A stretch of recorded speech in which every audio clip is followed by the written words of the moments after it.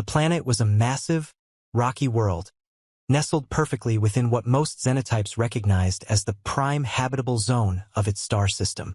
Its surface was a patchwork of green and brown, dominated by vast automated agricultural operations that stretched as far as the eye could see. For the Tyrianians, a canine-like species known for their militaristic prowess and feudal hierarchy, this world was a prize too tempting to ignore. The fact that it was sparsely populated by Terrans, those enigmatic, resourceful beings from a distant star, only made it more appealing. In a dimly lit room aboard the Tyrianian starcastle, the air was thick with the scent of lignin-growth paneling and the faint metallic tang of armor polish. A map of the planet was tacked to the wall, its surface marked with green swathes indicating fertile land and dotted with small settlements. Standing before it was Elgard, a tall, rangy Tyrianian in gleaming plate armor. His stubby fingers traced the outlines of 6 duchies, each subdivided into baronies, as he addressed the room's other occupants. "My Lord Baron," Elgard began, his voice a low growl, "the Terrans have already done much of the work for us. Their transport systems and population distribution are perfectly aligned for our needs. Once we take control, restoring agricultural production will be trivial. The profits from this world will cement your position in the High Court." Seated in an ornate chair was the Baron himself, a larger, more imposing figure with glossy fur and even more elaborate armor. His sharp eyes flicked to the map, then to the slender, wolf-like advisor standing beside him. "And what of their defenses, Elgard? I will not risk my forces on a fool's errand." Elgard's lips curled into a feral grin, revealing rows of pointed teeth. "My lord, their defenses are laughable.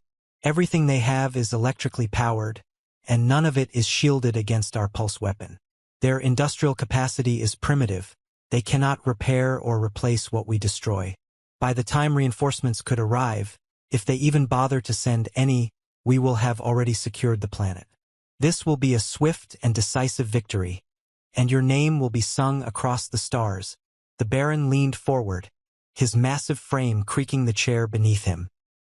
He studied the map intently, his stubby finger landing on a dot labeled New Bristol. "What kind of name is that?" he muttered, his voice dripping with disdain. "No matter. Prepare the starcastle for landing. We strike at dawn." The planet grew larger in the armor-glass viewplate as the starcastle descended, its massive engines roaring as they slowed the vessel's approach. The Baron stood on the helm, his entourage gathered around him. Below, the navigation staff worked feverishly at their stations, their paws adjusting levers, cranks, and pull knobs with practiced precision. "My lord," rasped the ship's captain, a grizzled Tyrianian whose vocal cords had been ravaged by years of breathing starcastle air. "The pulse weapon strikes were successful. Our detectors show only minor, localized power sources coming online. There is no sign of reactor activity or planetary defense systems. The Terrans are defenseless." The Baron's lips curled into a satisfied smirk. "Excellent. Set us down near this, Baldwin. It appears to be a transportation hub. We will use their own infrastructure against them." The captain barked orders to the crew, and the starcastle began its final descent. The planet's surface rushed up to meet them, a blur of rocky terrain and low vegetation. With a deafening crash, the massive vessel touched down, its landing cushions absorbing the impact. Dust billowed into the air, obscuring the view as the boarding ramp slowly lowered. The Tyrianian forces emerged from the starcastle like a tide of steel and fur. Knights in gleaming plate armor led the way, their weapons glinting in the dim light. Behind them came the foot soldiers, a mix of chainmail and splint armor, their eyes sharp and eager for battle. The air was thick with anticipation, but also with an odd, unsettling silence. There were no Terrans in sight, no defenders, no curious onlookers, nothing. The Baron stepped onto the rocky soil, his armored paws crunching against the ground. He scanned the horizon, his sharp eyes narrowing as he noticed thin columns of smoke rising in the distance. "What is this?" he growled, turning to his military advisor. "Are they burning their own supplies?" The advisor, a sleek-furred Tyrianian in polished plate, frowned as he studied the map. Appears so, my lord. But the fires seem to be moving. Look, they're converging into 3 distinct groups. The baron's ears twitched, a sign of his growing unease. Moving fires? What kind of trickery is this? He turned to his forces, barking orders. Form defensive lines. Scouts, report back immediately. The first sign of trouble came hours later, in the form of a mournful wail that echoed across the landscape. It was a sound unlike anything the Tyrianians had ever heard, deep, resonant, and filled with an almost mechanical despair. The sound was soon answered by 2 more wails, each different in pitch and tone, but equally unsettling. The scouts returned with grim news. My lord, panted one, his fur matted with sweat. They have machines, armored vehicles spewing smoke and steam. They are slow, but they are coming this way. And the Terrans, they carry distance weapons, like the ones the Imperial forces use. The Baron's snarl echoed across the battlefield. Impossible! The pulse weapon should have rendered them powerless. How are they moving? How are they armed? Before the scout could answer, the ground began to tremble. The rhythmic puffing and hissing of steam engines grew louder, accompanied by the metallic screech of wheels on rails. From the horizon emerged a monstrous black shape, belching smoke and fire. It was a machine unlike anything the Tyrianians had ever seen. A massive, chuffing behemoth pulling a line of flatbed carts, each laden with smaller machines and armed Terrans. The Baron's forces braced themselves, their shield wall forming a bristling line of pikes and halberds. But as the machines drew closer, it became clear that this was no ordinary assault. The Terrans operated their contraptions with calm precision, their faces grim and determined. One of them raised a long, slender weapon to his shoulder, and with a sharp crack, a Tyrianian knight fell, a hole punched clean through his breastplate. Panic spread through the ranks as more shots rang out, each one finding its mark. The machines, meanwhile, continued their relentless advance, their steel walls pushing against the shield wall as if it were made of paper. The Tyrianians fought valiantly, but their weapons were useless against the armored behemoths. Knights who charged the machines were cut down by gunfire or crushed beneath their wheels. The air was filled with the cries of the wounded and the deafening roar of steam engines. Back inside the starcastle, the Baron paced furiously, his mind racing. This is not possible, he muttered. They were supposed to be defenseless. How are they doing this? Before his advisor could answer, a deafening crash echoed through the vessel, followed by the sound of buckling metal and panicked shouts. The Baron rushed to the door, throwing it open to find his soldiers scrambling in terror. What is happening? He roared. Outside, the Terrans had turned their attention to the starcastle itself. Using their steam-powered machines, they were pushing against the vessel's hull, their relentless force causing the lightweight structure to buckle and collapse. The Baron watched in horror as the once proud starcastle began to crumple under the weight of its own design. The battle ended not with a glorious charge or a cunning stratagem, but with the slow, inevitable crush of steam-powered machinery. The Tyrianians, for all their martial prowess, were unprepared for the sheer determination and ingenuity of the Terrans. The Baron, realizing the futility of further resistance, surrendered his forces, his dreams of conquest reduced to ash. The Terrans, meanwhile, returned to their fields and workshops, their steam engines chuffing contentedly as they repaired the damage done by the invaders. For them, it was just another day on what's world, a reminder that even in the face of overwhelming odds, they would always find a way to endure. The surrender of Baron Bryad and his Tyrianian forces marked the end of the first, and last, attempted invasion of what's world. But for the Terrans, the battle was far from over. The Tyrianians were not the true threat. They were merely pawns in a larger game, a vassal species serving the Draculite Empire. And the Draculites, as the Terrans would soon learn, were not so easily deterred. The days following the battle were a flurry of activity. The Terrans, though victorious, knew better than to rest on their laurels. The Tyrianian starcastle, now a crumpled heap of metal and lignin, was scavenged for anything of use. Its pulse weapon, though damaged, was carefully disassembled and studied by the colony's few remaining engineers. If the Draculites had sent the Tyrianians, it was only a matter of time before they came themselves. In the heart of New Bristol, the colony's leaders gathered in the old town hall, a sturdy building of stone and timber that had stood for generations. The air inside was thick with the scent of oil and steam, the hum of generators providing a constant backdrop to the heated discussions. "We need to prepare," said Governor Hargrave, a grizzled man with a face weathered by years of hard labor. "The Tyrianians were just the first wave. The Draculites won't take kindly to their vassals being defeated by a bunch of primitive Terrans." "But how?" asked Dr. Eliza Carter, the colony's chief engineer. Her hands were stained with grease, her hair tied back in a loose bun. "We barely managed to fend off the Tyrianians. If the Draculites come with their full military might, we won't stand a chance. Then we make them think twice about coming at all," said Marcus Reed, a former soldier turned farmer. His voice was calm, but there was a fire in his eyes. "We use what we have. We make this planet a fortress." The plan was audacious even by Terran standards. Using the remnants of the Tyrianian starcastle and the colony's own steam-powered machinery, they would construct a network of defenses designed to repel any future invasion.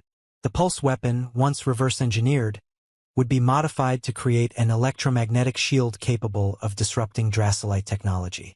The colony's rail network, already a marvel of steam engineering, would be expanded and fortified, allowing for rapid deployment of troops and supplies.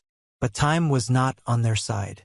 The Draculites were known for their ruthlessness and efficiency. If they decided to retaliate, they would do so swiftly and without warning. The Terrans worked around the clock, their efforts fueled by a mixture of desperation and determination. Boilers were stoked, forges blazed, and the rhythmic clang of hammers on metal echoed across the colony. Weeks turned into months, and the colony began to transform. The once quiet fields were now dotted with fortified bunkers and watchtowers. The rail lines, once used solely for transporting crops and machinery, were now patrolled by armored steam locomotives bristling with improvised weaponry. The pulse weapon, now integrated into a massive steam-powered generator, was tested repeatedly, its electromagnetic pulses calibrated to disrupt Draculite systems without harming the colony's own technology. But even as the defenses took shape, there was a growing sense of unease. The Draculites were not known for their patience, and yet there had been no sign of them. No ships, no transmissions, nothing. It was as if they had forgotten about what's world entirely. Or so it seemed. The first sign of trouble came on a quiet evening, as the sun dipped below the horizon and the colony's steam-powered lights flickered to life. A faint hum filled the air, barely audible over the usual sounds of machinery. At first, it was dismissed as a malfunctioning generator, but as the hum grew louder, it became clear that something was very wrong. "Governor," shouted a technician, bursting into the town hall. "We're picking up a signal, a massive energy signature. It's coming from the outer atmosphere." Hargrave's heart sank. He had hoped for more time, but it seemed the Draculites had finally arrived. "Sound the alarm," he ordered, his voice steady despite the fear gnawing at his gut. "Prepare for battle." The Draculite fleet descended like a swarm of locusts, their sleek, black ships blotting out the stars. They moved with a precision and coordination that was almost beautiful, their formations shifting and flowing like liquid metal. But there was no beauty in their intent. This was not a raid or a show of force. This was an extermination. The colony's defenses sprang to life as the first Draculite ships entered the atmosphere. The modified pulse weapon fired, its electromagnetic pulse rippling through the air and disrupting the invaders' systems. Several ships faltered, their engines sputtering as they struggled to maintain altitude. But the Draculites were not so easily defeated. Their ships were equipped with redundant systems, and within moments, they had adapted to the disruption. The battle that followed was unlike anything the Terrans had ever experienced. The Draculites' weapons were devastating, their energy beams slicing through steel and stone with ease. But the Terrans fought with a ferocity born of desperation. Steam-powered artillery roared, their shells exploding in bursts of fire and shrapnel. Armored locomotives charged across the battlefield, their improvised weapons firing relentlessly. And everywhere, the colonists fought with whatever they had, rifles, shotguns, even farming tools. In the heart of the colony, Governor Hargrave watched the battle unfold from the town hall's observation deck. His hands clenched the railing as he saw the Draculite ships descend, their weapons tearing through the defenses his people had worked so hard to build. But even as despair threatened to overwhelm him, he noticed something, a pattern in the Draculites' movements. They were focusing their attacks on the colony's infrastructure, targeting the rail lines, the generators, the pulse weapon. They were trying to cripple the colony to render it defenseless. But in doing so, they had made a critical mistake. "Marcus!" Hargrave shouted, turning to the former soldier. "They're going for the pulse weapon. If they take it out, we're done for. We need to draw them away, give them a bigger target." Marcus nodded, understanding immediately. "The starcastle," he said. "What's left of it. If we can make it look like we're trying to repair it, they'll go for it. It's a symbol of their defeat. They'll want to destroy it." "Then do it," Hargrave said. "And make it convincing." The plan worked. As the Terrans staged a frantic repair of the starcastle's remains, the Draculite ships shifted their focus, their weapons raining down on the already crumbled structure. But the starcastle was not the true target, it was a distraction. While the Draculites were preoccupied, the Terrans launched their counterattack. The modified pulse weapon fired again, this time at full power. The electromagnetic pulse rippled through the air, disrupting the Draculite systems and leaving their ships vulnerable. Steam-powered artillery roared, their shells finding their marks with deadly precision. And as the Draculite fleet faltered, the Terrans pressed their advantage, their armored locomotives charging across the battlefield with relentless determination. The battle lasted for hours, but in the end, the Terrans emerged victorious. The Draculite fleet, crippled and disorganized, retreated into the stars, leaving behind the smoldering wreckage of their ships. The colony was battered and bruised, but it had survived. As the sun rose over What's World, the Terrans gathered to mourn their dead and celebrate their victory.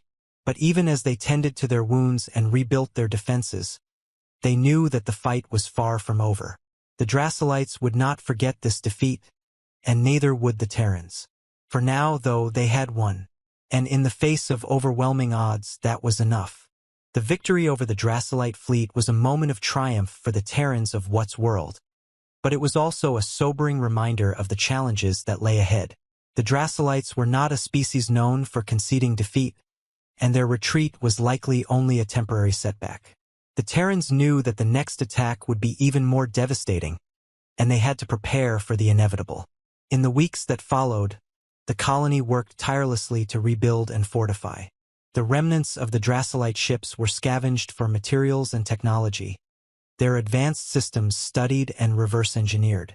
The pulse weapon, though damaged in the battle, was repaired and upgraded, its electromagnetic capabilities enhanced to counter any future Draculite adaptations. The rail network was expanded further, connecting every corner of the colony and allowing for rapid mobilization of troops and resources. But the Terrans also knew that they could not rely solely on their own ingenuity and determination. They needed allies, other species who had suffered under the Draculite Empire and were willing to fight back. To that end, Governor Hargrave authorized the construction of a makeshift communications array, cobbled together from salvaged Draculite technology and the colony's own steam-powered generators. It was a long shot, but it was their only hope. The first transmission was sent into the void, a simple message of defiance and solidarity. To any who hear this, we are the Terrans of What's World. We have repelled a Draculite invasion, but we know they will return. If you have suffered under their tyranny, join us. Together, we can stand against them. For days, there was no response. The Terrans continued their preparations, their hopes dwindling with each passing hour. But then, faint and crackling, a reply came through. It was from the Xenari, a species of avian-like beings who had long resisted Draculite domination. Their message was brief but filled with resolve. "We hear you, Terrans. We will come." More transmissions followed, from the Krell, a reptilian species known for their fierce warriors, and the Voss, a technologically advanced race who had been driven to the brink of extinction by the Draculites. Each message brought a renewed sense of hope and determination. The Terrans were not alone. The arrival of the Allied forces was a sight to behold. Xenari ships, sleek and graceful, descended from the skies, their wings shimmering in the sunlight. Krell vessels, rugged and heavily armed, landed with a thunderous roar, their crews disembarking with weapons at the ready. The Voss brought with them advanced technology, their sleek, silver ships a stark contrast to the colony's steam-powered machinery. The alliance was fragile, born of necessity rather than trust, but it was a start. The Terrans, with their resourcefulness and determination, provided the backbone of the resistance. The Xenari, with their speed and agility, served as scouts and messengers. The Krell, with their brute strength and combat prowess, formed the front lines of the defense. And the Voss, with their advanced technology, provided the tools and knowledge needed to counter the Draculites' superior firepower. The Draculites returned, as the Terrans knew they would. Their fleet was larger this time, their ships more heavily armed and armored. But the Terrans and their allies were ready. The battle that followed was fierce and unrelenting, a clash of steel and fire that lit up the skies of what's world. The pulse weapon fired again and again, its electromagnetic pulses disrupting the Draculite systems and leaving their ships vulnerable. The Xenari darted through the chaos, their ships weaving between the enemy vessels and delivering precise strikes. The Krell charged into the fray, their warriors fighting with a ferocity that matched the Terrans' own. And the Voss, their technology seamlessly integrated with the colony's defenses, provided the firepower needed to turn the tide. But the Draculites were not easily defeated. Their ships adapted quickly, their weapons finding their marks with deadly accuracy. The alliance suffered heavy losses, their forces pushed to the brink of collapse. It seemed that even with their combined strength, they might not be enough. In the final hours of the battle, as the Draculite fleet closed in on the colony's heart, the Terrans made a desperate gamble. Using the remnants of the Tyrianian starcastle and the colony's own steam-powered machinery, they constructed a massive, improvised weapon, a steam-powered cannon capable of firing a concentrated burst of electromagnetic energy. It was a risky plan, one that could easily backfire and destroy the colony, but it was their only chance. The cannon fired, its energy beam cutting through the Draculite fleet like a blade through paper. Ships were torn apart, their systems overloaded and their hulls shattered. The Draculites, caught off guard by the sheer audacity of the attack, faltered. Their formations broke, their ships scattering in disarray. The alliance pressed their advantage, their forces rallying for one final push. The Draculite fleet, battered and broken, retreated into the void, their once mighty armada reduced to a shadow of its former self. The victory was hard-won, but it was a victory nonetheless. The Terrans and their allies had stood against the Draculite Empire and emerged triumphant. But the cost had been high. The colony was in ruins, its defenses shattered and its people weary. The alliance, though strengthened by their shared struggle, was fragile and uncertain. As the sun rose over what's world, the Terrans gathered to mourn their dead and celebrate their victory. They knew that the fight was far from over, that the Draculites would return with even greater force. But they also knew that they were not alone. They had allies and they had hope. For now, that was enough. And so, the story of what's world became a legend, a tale of defiance and resilience that spread across the stars. The Terrans, once seen as primitive and insignificant, had proven themselves to be a force to be reckoned with. And though the Draculite Empire still loomed large, the seeds of rebellion had been sown. The fight for freedom was far from over, but for the first time in a long time, there was hope.